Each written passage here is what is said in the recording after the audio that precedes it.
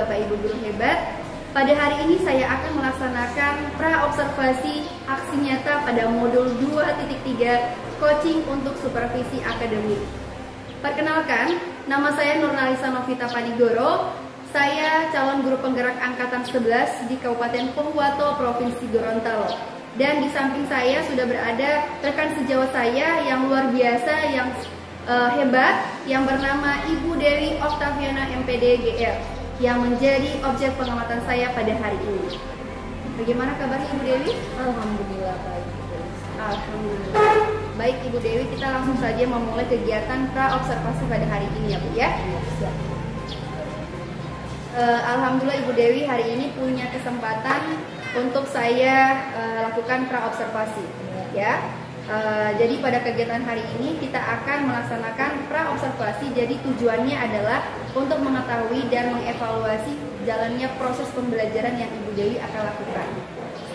Dan kenapa hari ini kita melaksanakan percakapan pra-observasi? Sebagai persiapan awal sebelum nantinya Ibu akan melakukan kegiatan observasi nanti pada pembelajaran di kelas nanti. Bukan begitu ya Ibu Dewi? Iya begitu ya, betul sekali. Iya. Baik Ibu Dewi, jadi untuk kegiatan pra-observasi kali ini ada beberapa pertanyaan yang ingin saya tanyakan atau ajukan kepada Ibu Dewi. Apakah Ibu Dewi sudah siap? Siap. Untuk pertanyaan pertama, di sini terkait dengan tujuan pembelajaran Ibu Dewi. Nah, kira-kira tujuan pembelajaran yang Ibu Dewi akan sampaikan kepada peserta didik nanti di kelas apa Ibu Dewi? Oke, baik Ibu Lisa. Untuk tujuan pembelajaran yang akan saya terapkan itu adalah peserta didik dapat menerapkan pengukuran dasar dalam kehidupan sehari-hari. Oke. Nah, kemudian untuk pengembangannya kira-kira apa yang ingin Ibu kembangkan pada peserta didik nanti di dalam pembelajaran? Ya, untuk area pengembangannya itu saya lebih menekankan pada keterampilan agar mereka dapat menerapkan pengukuran dalam kehidupan sehari-hari. Oke. Kemudian Ibu Dewi ketika pada saat melaksanakan proses pembelajaran di kelas, kira-kira model pembelajaran apa yang akan Ibu gunakan? Oke, untuk model pembelajaran yang akan saya terapkan adalah pembelajaran berbasis masalah atau PBL, Problem Based Learning. Iya, oke. Baik Ibu Dewi, jadi Ibu akan menggunakan model pembelajaran PBL ya. Oke. Nah, untuk strategi kira-kira strategi pengembangan yang Ibu akan gunakan tidak seperti apa? Untuk strategi pengembangan yang akan saya terapkan itu yang pertama adalah strategi pembelajaran berdiferensiasi, di mana di sini saya lebih menekankan diferensiasi proses dan produk. Oke, jadi di sini Ibu akan menerapkan pembelajaran berdiferensiasi baik proses dan produk ya Bu. Baik. Kira-kira kalau untuk proses diferensiasi, proses dan produk seperti apa yang Ibu lakukan pada dalam kelas ini? Oke, baik. Untuk proses di sini saya menekankan ke siswa untuk mengukur benda apa saja yang mereka dapatkan di lingkungan sekolah. Jadi saya tidak memaksakan harus benda ini, benda itu. Namun saya lebih memberikan keleluasan ke mereka untuk mengukur benda apa saja yang penting sesuai dengan kapasitas alat ukur yang akan kita gunakan. Oke, jadi lebih mengacu ke profil belajarnya siswa atau kesiapannya murid, minat mereka ya, minat kemauan mereka. Oke, baik, berarti disesuaikan dengan gaya belajar mereka ya Ibu ya. Baik Ibu Dewi, dan bagaimana untuk penilaiannya dalam proses pembelajaran di kelas nanti Ibu Dewi? Untuk penilaiannya di sini saya menerapkan yang pertama itu adalah asesmen diagnostik dan asesmen formatif. Jadi asesmen diagnostik di sini saya memberikan pertanyaan pemantik ke mereka, di mana saya menanyakan kesiapan belajar mereka dengan contoh-contoh kasus di kehidupan sehari-hari mengenai materi yang akan saya ajarkan. Kemudian untuk asesmen formatif di situ saya menilai pekerjaan mereka ketika mereka sementara melakukan melaksanakan pembelajaran.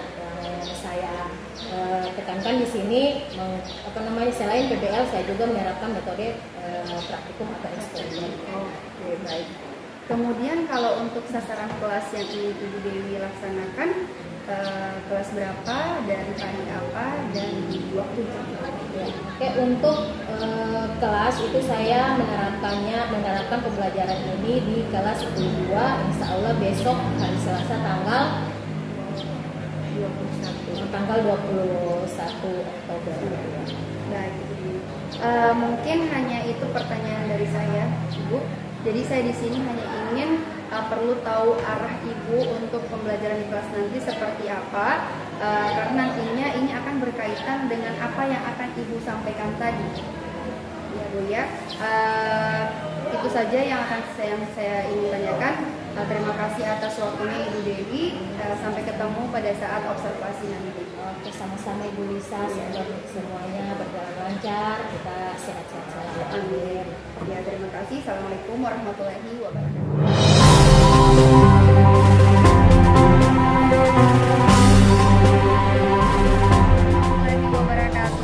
Pada hari ini saya akan melaksanakan observasi di kelas 10.2 pada jam ke-34 oleh Ibu Dewi Oktaviana MPD GR. Ibu Dewi, apakah sudah siap untuk saya lakukan observasi di kelas? Sangat siap. Alhamdulillah. Jadi hari ini saya akan mengamati Ibu Dewi Oktaviana MPD GR di posisi bagian belakang, Ibu Dewi. Jadi insya Allah apa yang kita harapkan mudah-mudahan berjalan dengan lancar dan dengan baik. Siap. Silakan masuk ke pembelajaran Ibu Dewi. Assalamualaikum warahmatullahi wabarakatuh. Waalaikumsalam warahmatullahi wabarakatuh. Apa kabar adik-adik? Baik. Ibu harap pada hari ini kita semua dalam keadaan sehat walafiat ya. Ya.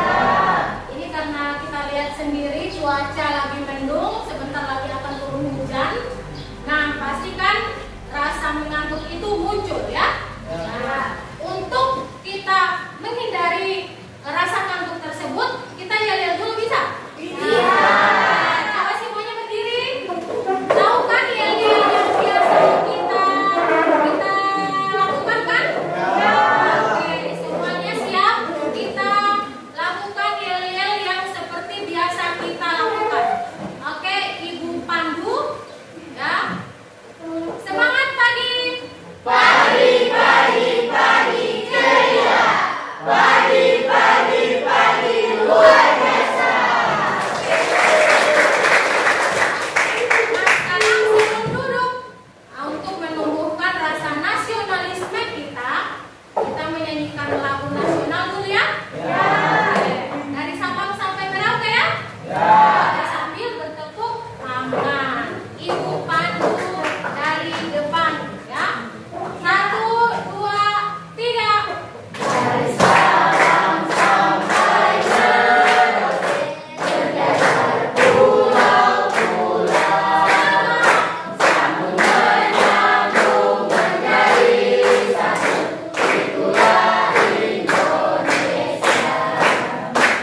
Indonesia Mulai pelajaran pada hari ini, angka baiknya kita berdoa agar apa yang kita pelajari pada hari ini bisa bermanfaat bagi kehidupan kita ke depannya nanti.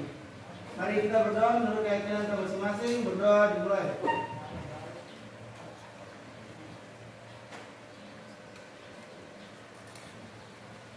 Berdoa selesai. Oke, terima kasih Kristo. Sebelum ya tadi sudah selesai berdoa ya. Nah, sekarang Ibu mengecek kehadiran kalian. Adira, Amanda, Brenda, Grisya, Ika, Fadil, Perel, Prilly, Ideal,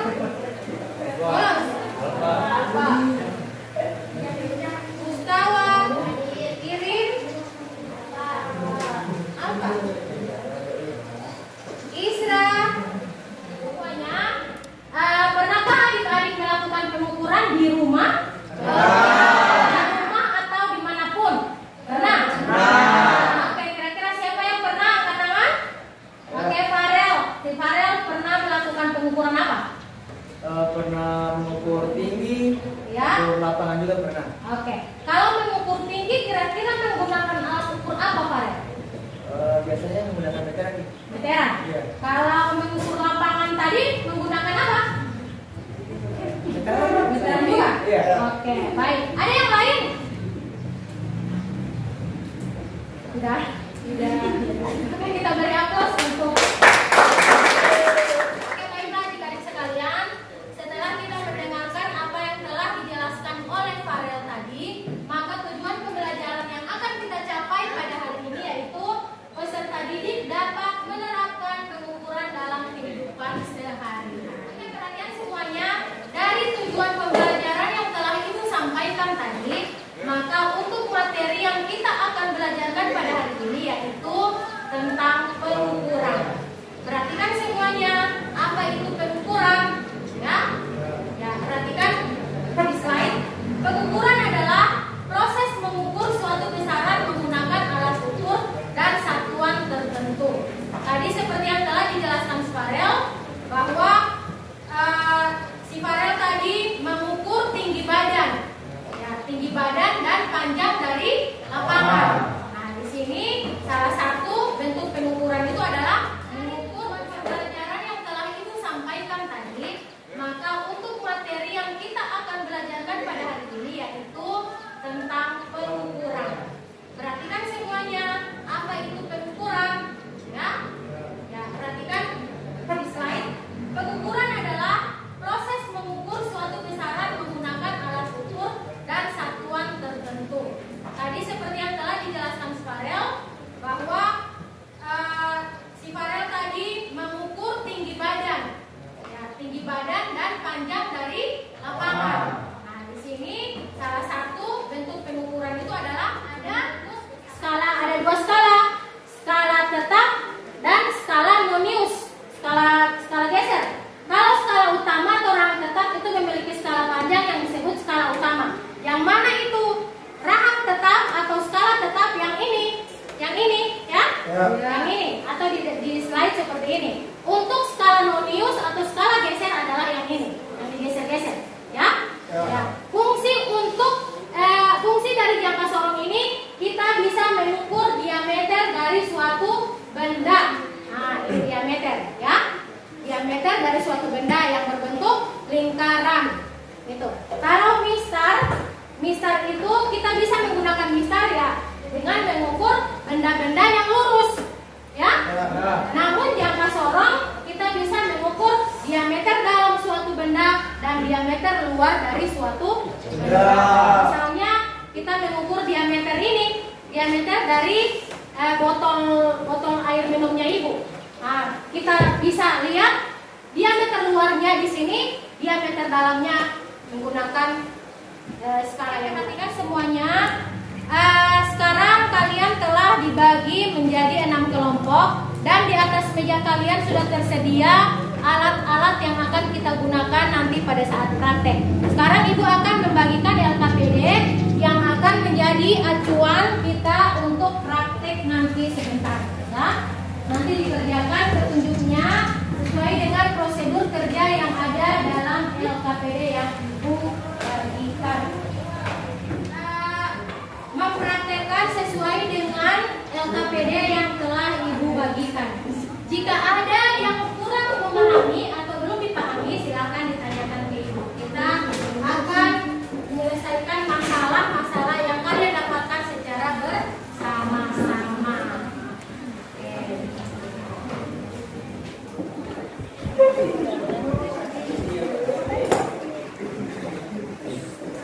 Oke, semuanya dikerjakan sesuai dengan prosedur kerja yang ada pada LKPD.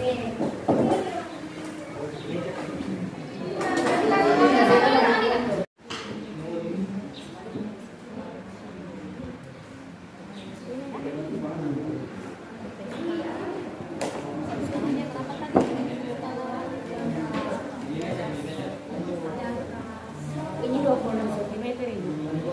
26.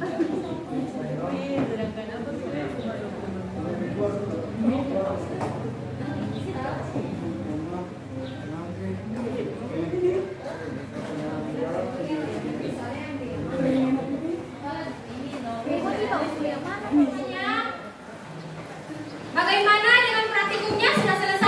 Jika sudah selesai, kelompok yang mana yang sudah siap untuk mempresentasikan hasil pekerjaan LKPD-nya? Angkat tangan. Oke, silakan kelompok keempat ya. Silakan kelompok keempat untuk maju ke depan mempresentasikan hasil dari pekerjaan LKPD-nya. Isi dah. Warahmatullahi wabarakatuh. Waalaikumsalam. Terima kasih atas waktu dan tempat yang diberikan kepada kami kelompok 1. Kami akan mempresentasikan hasil praktek kami tentang pengukuran. Perkenalkan, nama saya Krisyan Syutomoka. Saya Farel Budiman. Saya Muhammad Sabtu Ahmad. Saya Kristofianus Mariku.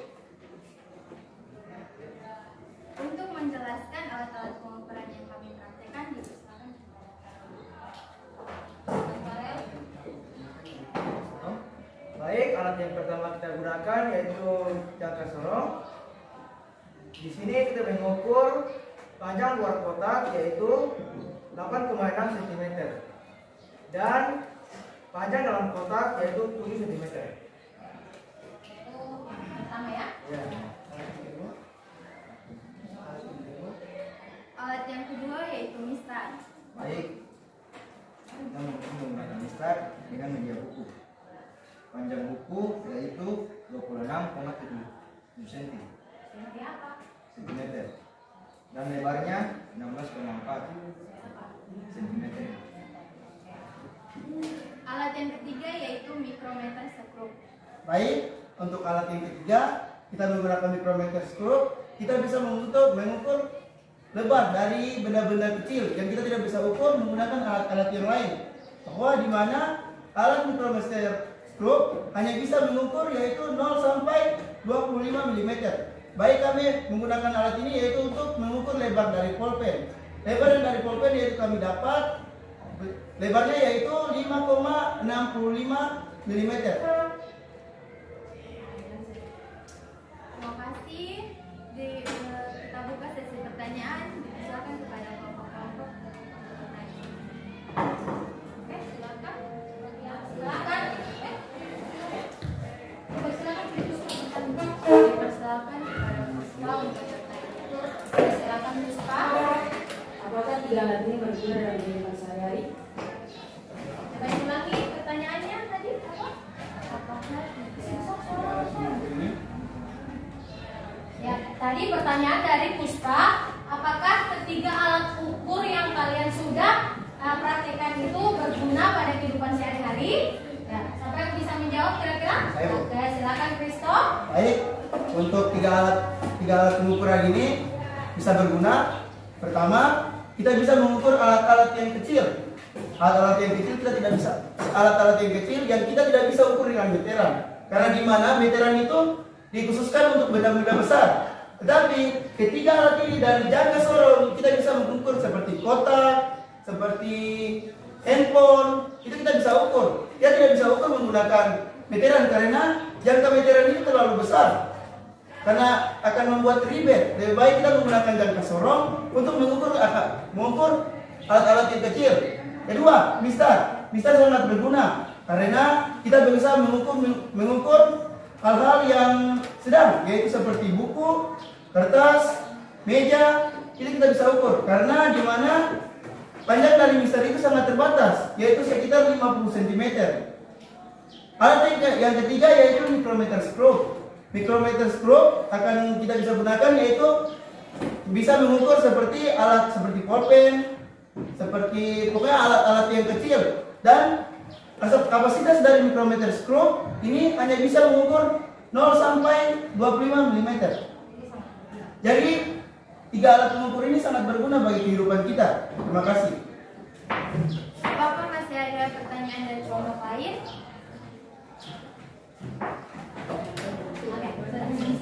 Sekian presentasi kami. Wassalamualaikum warahmatullahi wabarakatuh. Waalaikumsalam.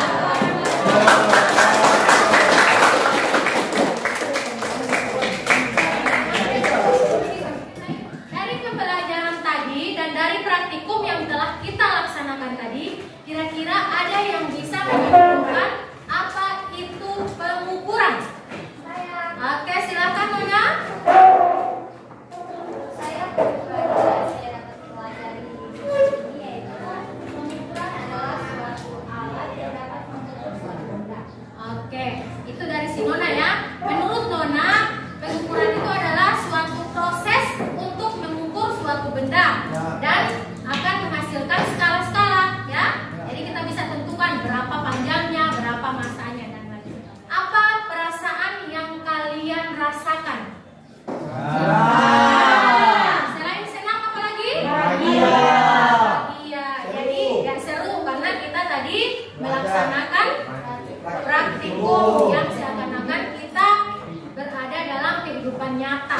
untuk mengukur suatu alat dan bahan. Nah, untuk kedepannya kita akan mempelajari materi tentang pengukuran massa, ya. Tadi kan pengukuran panjang, insya Allah kedepannya kita akan praktek lagi dengan materi pengukuran massa. Nah, sekarang sebelum kita mengakhiri pembelajaran, siapa yang berdoa, yang menutup doa pembelajaran kita hari ini? Oke, silakan Farel.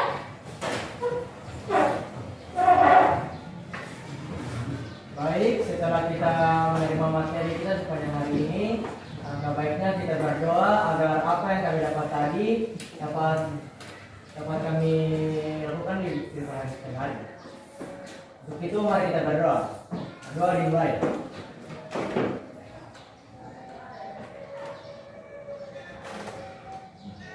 Doa selesai. Oke. Jadi untuk pembelajaran hari ini Ibu akhiri ya. Assalamualaikum warahmatullahi wabarakatuh. Waalaikumsalam warahmatullahi wabarakatuh.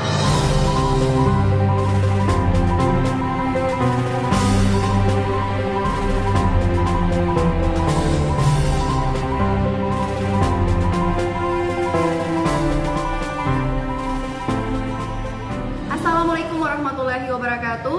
Pada hari ini saya akan melaksanakan pasca observasi yang dilakukan oleh Ibu Dewi Oktaviana MPDGR pada kelas 10-2 di jam ke-34. Saya langsung saja. Assalamualaikum warahmatullahi wabarakatuh Ibu Dewi. Waalaikumsalam warahmatullahi wabarakatuh, Bu Lisa. Bagaimana kabarnya hari ini? Alhamdulillah baik. Alhamdulillah. Hari ini Ibu saya akan melaksanakan pasca observasi. Saya ingin mengajak berbincang-bincang sedikit terkait dengan apa yang sudah Ibu lakukan di kelas sebelumnya. Oke, siap. Sebelumnya ada beberapa hal yang perlu saya ingin tanyakan. Yang pertama adalah bagaimana perasaan Ibu ketika setelah melaksanakan pembelajaran di kelas tadi? Alhamdulillah setelah melaksanakan pembelajaran tadi saya merasa senang dan puas.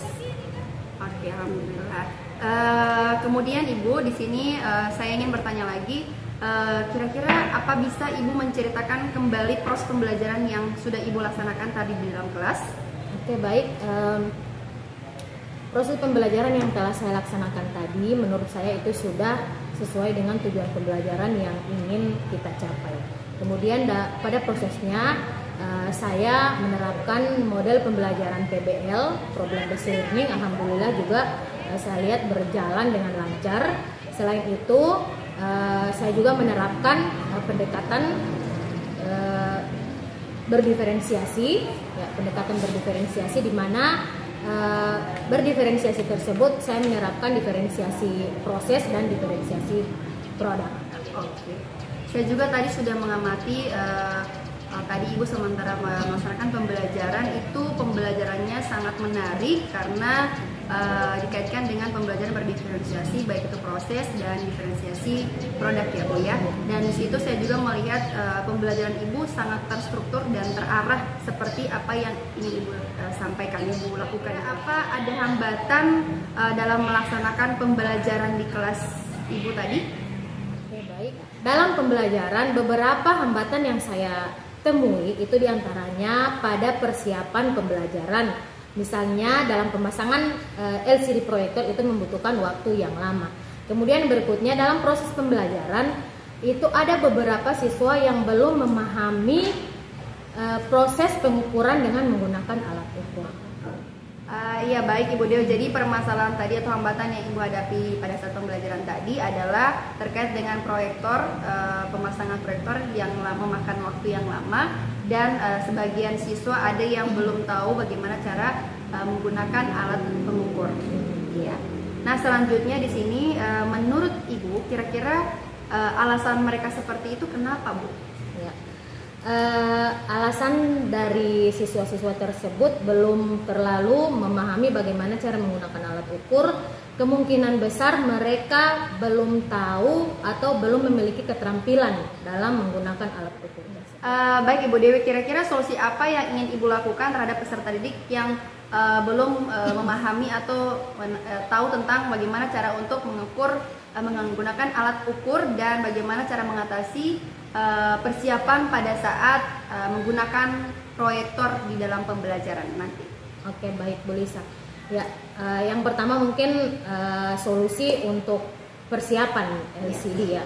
Jadi saya rasa solusinya yaitu kita lebih mempersiapkan dengan matang sebelum pembelajaran dimulai. Jadi tidak membutuhkan waktu yang lama untuk dalam pemasangan LCD. Kemudian yang berikutnya tentang kurangnya pengetahuan siswa dalam menggunakan alat ukur itu, saya harus lebih mempersiapkan mereka untuk lebih meningkatkan bagaimana cara mereka untuk menggunakan alat ukur tersebut. Dari apa yang sudah Ibu Dewi sampaikan terkait dengan solusi itu sudah tepat sekali ya. Kemudian kira-kira kapan Ibu akan mulai action atau mulai melakukan hal yang sudah menjadi solusi Ibu atau memperbaiki hambatan-hambatan yang sudah terjadi pada proses pembelajaran di kelas? Rencananya saya akan memulai memperbaiki hambatan-hambatan yang telah saya dapatkan tadi sesuai dengan solusi-solusi yang telah saya rencanakan dan saya sesuaikan dengan hasil evaluasi yang telah saya dapatkan tadi. Baik Ibu Dewi, ini sudah sangat luar biasa dengan apa yang akan Ibu lakukan nanti. Semoga bisa terrealisasikan dengan baik ya Bu ya. Mungkin hanya itu yang bisa saya sampaikan terkait dengan pelaksanaan pasca observasi. Semoga apa yang Ibu sudah lakukan mulai dari pra-observasi, observasi di dalam kelas tadi dan hari ini pasca observasi mudah-mudahan terwujud dengan baik dan berjalan dengan lancar. Mungkin hanya itu dari saya Ibu Dewi. Terima kasih atas waktunya. Assalamualaikum warahmatullahi wabarakatuh.